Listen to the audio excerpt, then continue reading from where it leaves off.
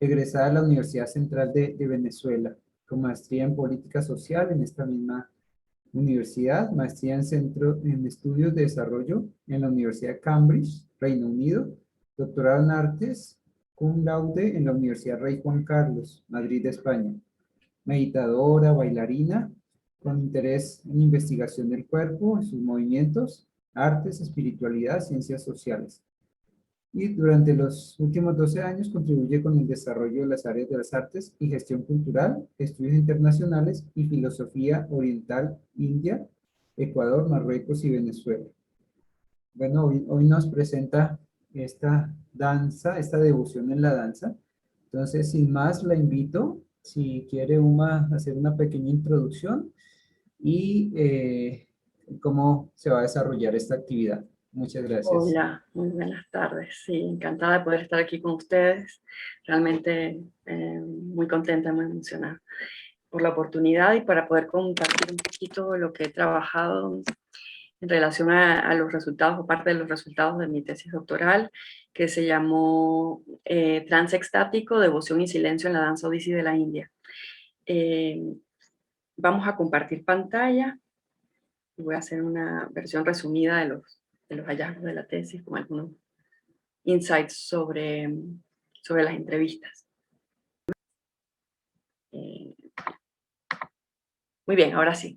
Voy a comenzar diciendo que lo que les voy a presentar hoy tiene que ver con un tercio de lo investigado y que tiene que ver con los resultados de la tesis que realicé en el año 2017 y las entrevistas que se hicieron durante el año 2016 también en la India, en el estado de Orissa, en el estado de Andhra Pradesh, en Nueva Delhi y también en Madrid. Y tiene que ver con un estudio que busca adentrarse en el tema de la mística de la danza. Y he tenido siempre esta orientación hacia profundizar en este tema, desde muy niña en que he trabajado la danza, pero también a través de las vías de la sanación y la espiritualidad. Y quisiera decir que, bueno, comencé a investigar sobre la danza odisí a partir de la influencia de la señora Mohapatra, que es una gran bailarina y bueno, ha trabajado mucho el tema de la profundidad de la mística en la danza hindú. Esta investigación también tiene que ver con la danza odisí en particular, pero también como es sobre mística, arropa todas las danzas llamadas clásicas de la India, porque busca adentrarse más que en la forma externa, en el movimiento interno que ocurre en el bailarín desde dentro hacia afuera, desde su profundidad de ser, y también como arropa la visión del arte hindú, que también viene desde el alma hacia afuera y no mucho como lo vemos a veces en Occidente, que es más bien la forma primero que la mística o que la visión interna. Entonces empiezo con esta foto de ella. No avanza mucho esto, ¿verdad?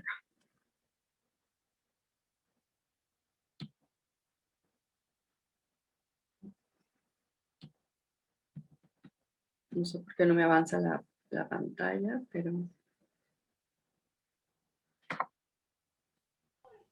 Hale clic a la presentación y después te funciona. Ah, correcto. Muy bien. Bueno, dejo de verme otra vez, pero no importa. Seguimos acá. Entonces, bueno, quería presentarles primero esta foto que me parece muy conmovedora, que es de una de las danzantes templarias que quedan en Orissa, de la danza sagrada odisí, que habría que recordar que es una danza que ocurre primeramente en los templos para adorar al señor Jagannath. Es una danza de adoración y de profundo misticismo, donde la danzarina se casa con el dios a través de un ritual muy específico, donde se le ata a ella y a él con un cordón y se le hacen ciertos rituales. Y es muy importante ver cómo esa danza ha progresado y bueno, luego se ha llevado al escenario luego de la independencia de la India. poquito la metodología, aunque no vamos a entrar mucho ni en metodología ni historia para no hacerlo pesado, sino hacerlo ir un poco al punto que quisiera como compartir el día de hoy con ustedes, que es más bien hablar un poco de los conceptos que tienen que ver con la devoción y que nos pueden servir un poco como para la visión del día a día de cómo podemos orientarnos y también cómo el arte arropa todos estos espacios de misticismo desde lo profundo del ser hasta nosotros, hasta dentro de nosotros mismos, y desde el interno hacia el exterior a través de los valores y la práctica de los valores humanos. Entonces, yo trabajé 3 categorías fundamentales, que fueron trance, visto no como trance chamánico, sino como trance extático, el éxtasis al cual se entra a través de la danza, en este caso la danza Odissi, pero a través de cualquiera de las vertientes del movimiento y de la danza. La devoción como entrega, y vamos a ver todos los conceptos que vamos a manejar acá, y luego el silencio, cómo se puede uno conectar a través de la danza con el silencio, a pesar de que hayan tambores sonando, y a pesar de que haya mucho ruido y muchos ojos sobre el danzante. Hoy vamos a trabajar de estas 3 categorías, vamos a hablar un poco de la devoción y vamos a entrar directamente de lleno allí. Entonces es importante decir que al principio no nos encontramos con unos estados desconocidos, sino que eran más bien unos estados muy conocidos por el danzante, que han estado presentes en la realidad, pero que se han escindido y se han utilizado como categorías de investigación para poder hacer esta investigación doctoral. Bien, bueno, en las visitas estuve en mediados de junio del 2016 y durante 2 meses nuevamente en la India, luego de varios viajes o sea, creo que alrededor de unos 10 años yendo a la India. Y empecé en Andhra Pradesh, en el estado de Puttaparthi, donde entrevisté a la bailarina peruana Valdés, y luego estuve también en Bhubaneswar, en Konark, en Puri, en Orissa, y luego en Nueva Delhi, en Madrid, y luego también en Ecuador, fundamentando toda la parte que tenía que ver con el trance chamánico o extático para poder entrar en el trance extático. Aquí van a tener algunos de los nombres de los entrevistados que eran solistas, investigadores, también hay representantes o directivos de las principales escuelas de danza de Orissa. Y son básicamente investigadores, coreógrafos y bailarines que han dedicado su vida a la expresión de la danza Odissi, en su visión ancestral, milenaria, pero también en su versión moderna, poniéndole cada uno un toque especial a esa danza, en gracia de esa danza. Vemos acá, por ejemplo, a María Laura Valdés haciendo Bhumi Pranam, que es el comienzo de la danza, donde se agradece a la tierra, un tema que hemos estado hablando en las últimas conferencias también, el agradecimiento a la tierra, el agradecimiento a Dios, el pedirle al público y a la gracia divina que esté presente a través de la gestión, a ofrecer este ritual danzado. Vemos allí a la maestra y vemos a los alumnos, a las alumnas sonrientes allí escuchando sus historias. Vamos a conversar un poco de la sadhana, del sadhana y también, o sea, la práctica espiritual a través de la gestión del arte, y también vamos a hablar un poco de lo que es la relación gurú-discípulo. Vamos a ver un poco, acá, por ejemplo, se habla de que en Konark, en el siglo II, las cuevas de Udagiri y Kandagiri son las principales donde se reflejó, son las primeras evidencias arqueológicas del nacimiento de esta danza. Entonces ya en Orissa, luego en el siglo XIII, se habla donde tuve la oportunidad de visitar el Templo del Sol o el Konark Temple, donde se muestran las primeras, las primeras reminiscencias arqueológicas de esta danza. Si vemos, ya aquí se ven los 3 bangis o las 3 doblajes de esa arquitectura corporal. Vemos los tambores y la visión de la música y las primeras arqueologías que nos remontan a este espacio-tiempo de la danza odisí. Luego esto se mantiene hasta el día de hoy. Si vemos aquí no se ven los ojos, pero son muy importantes los ojos, el cuello y las caderas. Y es una danza sumamente circular y poética desde el punto de vista arquitectónico, corporal y del movimiento. Vamos a hablar un poco de la reminiscencia también de a qué Dios se adora y desde qué mirada se le ve. Vishnu, vamos a ver, volviendo a la trilogía del dios hindú, vemos a Brahma, el creador, Vishnu, el conservador, y Shiva, el destructor como el destructor del mal. Pero Vishnu, o Vishnu en castellano, es el mantenedor y cumple esa función única de mediar con las fuerzas antagónicas del universo, reduce el impacto de las energías adversas y destructivas del orden cósmico. Es decir, el que mantiene el orden, ¿sí? Yo solía decirle a mis alumnos que también mantiene el orden cósmico en su estado de relaciones personales, de relaciones de todo tipo, de orden cósmico y trascendencia. Él toma una de sus formas o avatares, en este caso la forma de Krishna, que se habla mucho en cuanto a las escrituras y las escrituras que se utilizan para la adoración de Jagannath. Jagannath es una encarnación o avatar de Vishnu. Jagannath significa Señor del Universo.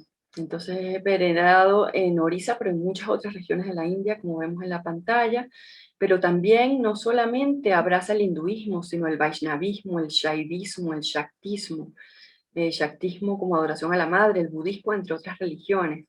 Se le adora como Bhairava, el señor Shiva, y también se le adora como su consorte Vimala. Markandeya en el Bhagavata Purana decía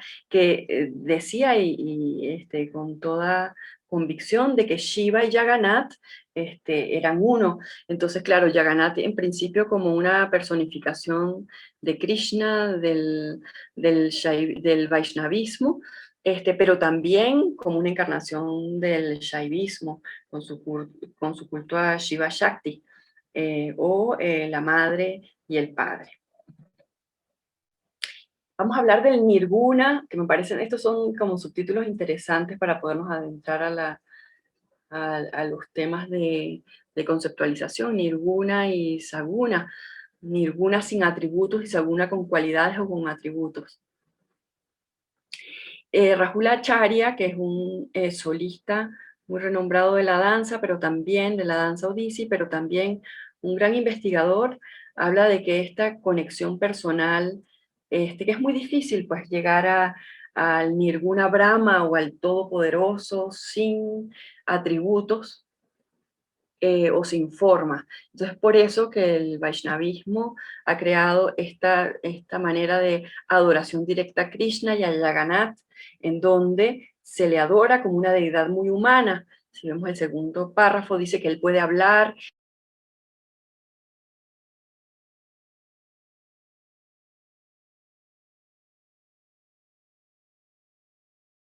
al día, se le acuesta a dormir.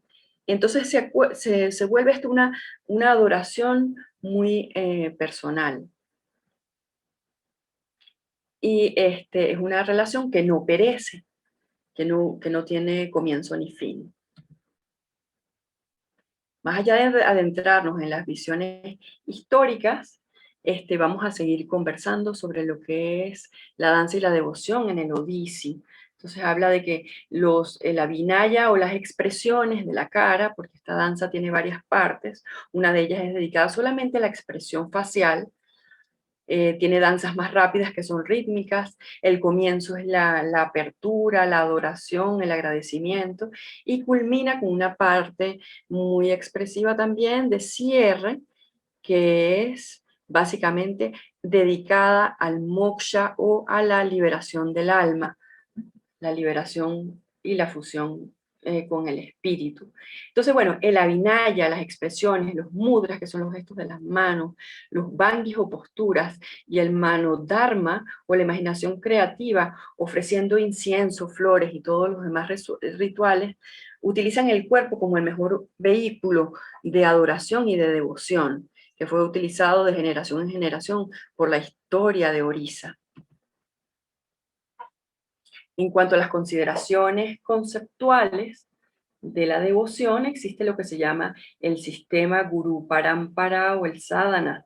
El sadhana es la práctica espiritual a través de la adoración o la rendición del cuerpo, del entrenamiento. Ellos hacen un entrenamiento muy severo y largo para poder ofrendar esta danza, un entrenamiento diario. Y este entrenamiento no es solamente lo que se trabaja en el cuerpo, es también lo que se le ofrece al gurú, el sistema indio del gurú parampara, es decir, la relación del gurú o maestro y su discípulo. Es decir, que la adoración a la danza excede el escenario, excede el salón de clase, y abraza cada momento de, por ejemplo, barrer los pisos o los predios de la danza, o el mismo ashram del maestro donde él imparte sus clases, y ofrecer esta práctica diaria, en este caso a Jagannath, pero a cualquiera de los dioses que la persona y el gurú esté inclinado a ofrecer o a vivir. Vemos en Orissa que hay una inclinación hacia el Vaishnavismo, y también, como decía anteriormente, a Jagannath, al culto al señor Jagannath. Pero si vemos danzas más contemporáneas, vemos cómo están haciendo danzas con técnica de Odissi, inclusive para el cristianismo, otro tipo de conciencias, porque, como decíamos anteriormente en otras exposiciones, Dios es uno solo, el uno sin segundo, del que hablaban grandes maestros. Entonces, teniendo esa conciencia amplia, podemos desarrollar esa vivencia de la danza desde la concepción del corazón. O como decía Gandhi, el arte está ligado profundamente a la expresión de la conciencia y la expresión de los derechos humanos y de los valores humanos. Empieza como valores humanos y el colectivo abraza los derechos humanos. Volviendo acá un poco a las consideraciones conceptuales de la devoción, Bhakti, según Bhakti Srila Prabhupada, el fundador de ISKCON, el movimiento Krishna, habla de que Bhakti es el servicio devocional. Bhakti tiene que ver con la devoción o con el amor, ese amor expandido, ese amor que busca solamente agradar al amado. Este amado como esa conciencia universal o como ese maestro único encarnado, es decir, visto como Atman Brahman, el alma y la conciencia al mismo tiempo. Entonces, el servicio devocional es una definición elocuente de Bhakti. La devoción es el impulso más fundamental de toda entidad viviente. Dice él que en la condición de vida siempre tenemos esa propensión, esa condición de buscar amar a alguien o a algo. Y comienza esa propensión, de esa búsqueda de amor y de ese encuentro con el amor que buscamos cada vez expandir esa conciencia de amor divino. Tenemos otros conceptos acá muy importantes de las consideraciones conceptuales de lo que es la devoción o el bhakti yoga, ¿no? En la devoción, el curso ininterrumpido del servicio a Krishna, ejecutado mediante el cuerpo, la mente y el habla. Y también como esa consecución de estas tres, es decir, buscar que el cuerpo, la mente y el espíritu estén hablando el mismo lenguaje al mismo tiempo. Y la expresión de esos diversos sentimientos espirituales, esa expresión de esos sentimientos espirituales. Vemos más abajo que Narada, en los comentarios de devoción, dice: Bhakti es un amor intenso por Dios, Cuando un hombre lo alcanza, ama a todos los seres y no odia a ninguno, queda satisfecho para siempre. Vivekananda habla también de que el origen, el proceso y el mismo fin del amor confluyen en el Bhakti Yoga o en el camino a la devoción. Es decir, es todo. No se puede decir que el Bhakti o la devoción es simplemente el fin del amor. Es decir, yo estoy buscando amor, mi fin es ese, igual que el yoga. Sí, ahí tendríamos que entrar en toda la discusión sobre qué es, sobre la dualidad, el dualismo o el no dualismo. Pero bueno, eso pertenecería ya a otra conferencia. Sin embargo, entonces abraza lo que es el origen de la devoción, el proceso de la devoción, este mismo amor, y este es el fin en sí mismo. Tengo que realizar el fin en sí mismo, pues todo lo que nos trae acá este plano. Bueno, vemos ahora unas imágenes muy interesantes sobre uno de los fundadores del Odissi, uno de los padres del Odissi, que es el Lucharán Mohapatra, y de su hijo fundador también, cofundador, bueno, también ahora directivo, luego de que partió su padre, Ratikant Mohapatra, que es quien lleva un poco la escuela de Sri Jan en Orissa. Entonces vemos cómo la devoción está conectada con las expresiones de las manos, de la cara, de los namaste, pero que va más allá, que es simplemente la expresión del corazón hecho forma. Y vemos también a Rahulacharya, pues estuvimos hablando anteriormente, que es el investigador y solista, y también vemos algunas de las imágenes de lo que significa narrar una historia, ¿sí? Mítica o mística, eso también sería entrar en otra discusión, pero que sobre todo son historias que nos llevan profundamente a realizar el ser. Bien, ahora entrando un poquito a las entrevistas que tuve la oportunidad de realizar en Orissa fundamentalmente, pero también en Nueva Delhi y en España. Se hicieron muchas entrevistas a maestros, coreógrafos, bailarines e investigadores, también periodistas, un par de periodistas de la danza Odissi, y ellos hablan, en general generamos a partir de utilizo de cierta metodología, un solo concepto que nos habla también de la unión y la práctica de los valores humanos. Entonces la devoción o el bhakti sería la entrega y el servicio a la divinidad que se alcanza a través del ejercicio de la práctica o del sadhana, de la disciplina, la determinación, la dedicación, la concentración y el compromiso a fin de complacer a Dios, trascender al yo individual a través del ejercicio del desapego, alcanzar la bienaventuranza y la comunión en el ejercicio de la danza ofrendada. Entonces, asume primero que hay una danza ofrendada que viene del corazón, ¿sí? Que busca trascender al yo individual o el ego.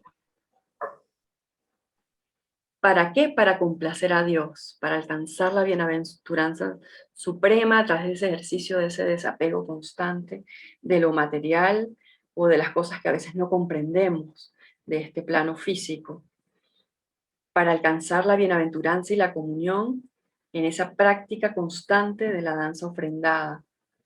¿Pero a través de qué? A través de la práctica de algunos valores humanos que los entrevistados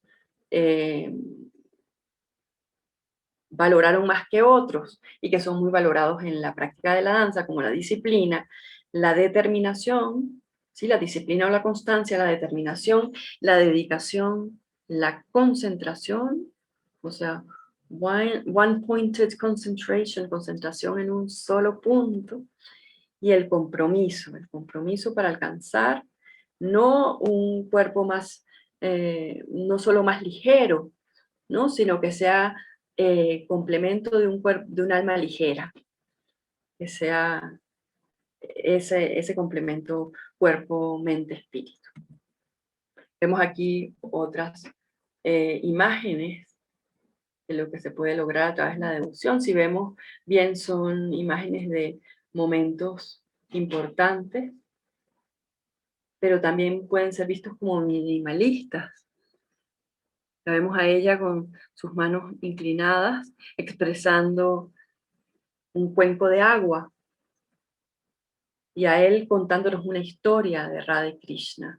En este caso vemos a Jagannath, a la mano derecha, con sus hermanos y su rostro negro. Bien. El Bhagavata Purana nos habla de que hay 9 tipos de devoción, y esto es muy importante para lo que es la práctica, o lo que hablábamos anteriormente, que es la práctica espiritual. Es escuchar, cantar, recordar, adorar, encontrar profundamente a Dios, saludar, agradecer, alabar, ejercer un servicio obediente, con amor y afecto o amistad, para finalmente llegar, eso no es en ascenso, pero sí es en ascenso de alguna manera, a Atma Nivedanam, o la entrega total a la gloria del Señor. Pero nos habla María Laura Valdés en su comunicación del 2016. Entonces, como vemos, todos estos, volviendo acá un poco, todos estos ejercicios de la danza están muy ligados a la práctica de los valores humanos, pero también a la práctica constante del recuerdo de Dios. Es decir, el Dios es la inspiración. Dios, en este caso Jagannath, Krishna, o cualquiera de los grandes maestros y ejemplos, es la inspiración para lograr una danza sagrada oportuna, que exprese el alma, en donde el alma hable y cante y baile. Vemos otras imágenes. Y vamos a algunas experiencias cercano a la conclusión, de algunos bailarines acerca de la devoción, porque me interesaba un poco cuáles eran sus conceptos, pero sobre todo ver cuáles eran sus experiencias como bailarines.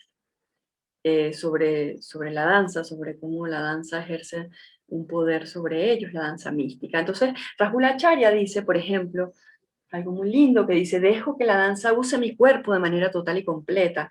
En las danzas clásicas de la India pasa algo distinto a lo que pasa en Occidente. El cuerpo no es la meta, es un instrumento o un vehículo para trascender, para transportarte de este plano físico a mayores niveles de conciencia. De manera que sobrepasas lo físico. Tu alma sale de tu prisión cuando danzas y evolucionas. Todo tu ser evoluciona. Hermosísima reflexión sobre la evolución. Se puede evolucionar a través del cuerpo, de la mente, del espíritu. Y si podemos lograr involucrar las tres, pues logramos un equilibrio total, o un equilibrio mayor en este plano que siempre nos presenta tantos retos diarios. María Laura Valdés complementa lo que dice Rahul, diciendo, por ejemplo, mientras más practicas, la devoción aumenta. El rendirse a la música con el movimiento aumenta la devoción. Llega un punto en el que ya no piensas nada más, y puedes experimentar la dulzura y la esencia misma de la danza. Mira, Leonardo, vas a ir donde Glay para prepararle una comidita de Chosué. Entonces, la devoción tiene que ver entonces con esta unión cuerpo-mente-espíritu, pero lo importante es que también tiene mucho que ver con lo que ellos narraron, estos mismos entrevistados narraron en la sección de trance extático. Llega un momento en donde el personaje te arropa y ya no eres tú mismo, el pequeño yo, con tu historia personal, con tu pasado, con tus dolores, con tus pequeñeces diarias, sino eres danza, eres movimiento, eres también devoción constante. Vamos a ver un poco lo que habla Iliana Chitaristi, que es una gran danzarina que se formó con el maestro Mohapatra, y que nos habla un poco del Gita Govinda, que es este poema épico que habla de la relación de Radha y Krishna y todos sus amores. Entonces, vamos a leer más bien el próximo texto que dice, les narro, dice: regresa a mí. Radha está todavía molesta, y Krishna cae a sus pies diciendo: El veneno de la separación me ha destruido por completo. Mi cuerpo sufre. Por favor, pon tus pies en mi cabeza y deja que el veneno que me está matando se enfríe. Cuando el Señor mismo cae a los pies de su creación manifestada, eso es amor. Entonces habla de esta aparente dualidad entre Krishna y Radha, pero que en realidad arma una gran historia épica de amor entre ellos. Entonces es muy, muy bonito. Esto se ha presentado mucho con danza odisea y con música. Entonces también hablamos del amor, entonces es un amor incondicional, puro, una entrega total a Dios, un servicio devocional en donde buscamos complacer a Dios, pero es también el tributo a la gracia en la danza, obtener la gracia. Y entonces ese gran apego, si vemos en las últimas líneas, el gran apego a Él, la aspiración a obtener su gracia, o si no conscientemente a obtener su gracia, esperar que llegue sola, diría yo más bien, ¿no? Arropar ese ejercicio para que esa gracia se personifique. Requiere la renuncia del ego o la errónea comprensión de la individualidad separada de la naturaleza divina, del alma absoluto o Atman y Brahman el todo. Es por tanto la rendición total del ego, tanto a Dios como a una práctica espiritual. Esto es lo que dice también, dicen algunos de los entrevistados. La maestra Duna Mohanty, en el 2016, compartió un texto de una coreografía que realizó llamada Samsara, que quisiera compartir un fragmento con ustedes el día de hoy, que habla justamente del desapego. Dice, la hoja de flor de loto es perecedera. Como cuando hay una gota de agua, nunca se queda en el mismo sitio. No se apega. Es como la vida. Está aquí y ahora y puede que mañana no esté.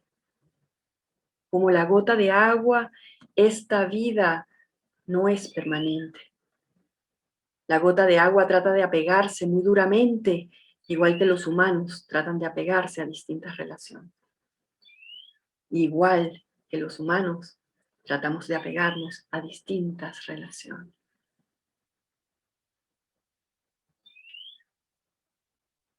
Rahulacharya. Este es un evento anual que se hace en los predios de los templos. Eso que vemos al fondo es un templo. No es simplemente una foto. Adoración a Ganesh, adoración a la Madre Cósmica. Pequeños niños, acróbatas de esta danza que siguen luego de las danzas templarias.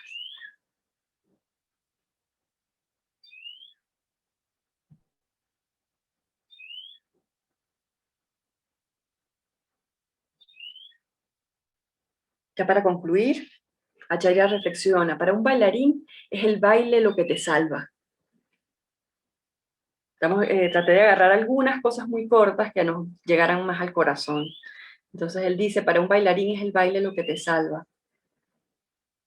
Pradhan nos dice, que vimos también bailando hace unas diapositivas, dice, en moksha, que es la parte final donde se hace la entrega, la redención del alma, nos entregamos a la divinidad a través de la danza.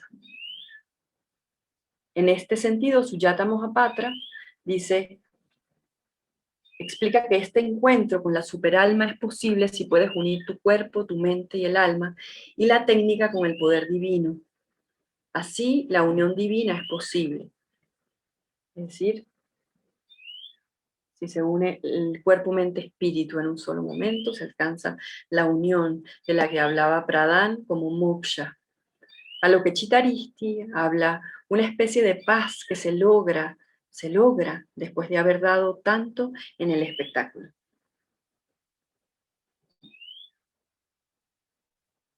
Estas son versiones más contemporáneas, grupales de lo que es, porque no, originalmente eran solos el Odissi, también en templos de Orissa. El comienzo y los mudras, Bumi Pranam. Bumi. Bumi Pranam. Y bueno, muy agradecida con ustedes por permitirme este espacio. Realmente muy contenta. Namaste. Shanti, Shanti, Om, Shanti, Shanti, Shanti. Om Shri Guru Pyo Namaha. Harihi Om. Hari Om Tat Sat. Gracias. Arión. Adiós. Muchas gracias, Uma, por tu presentación.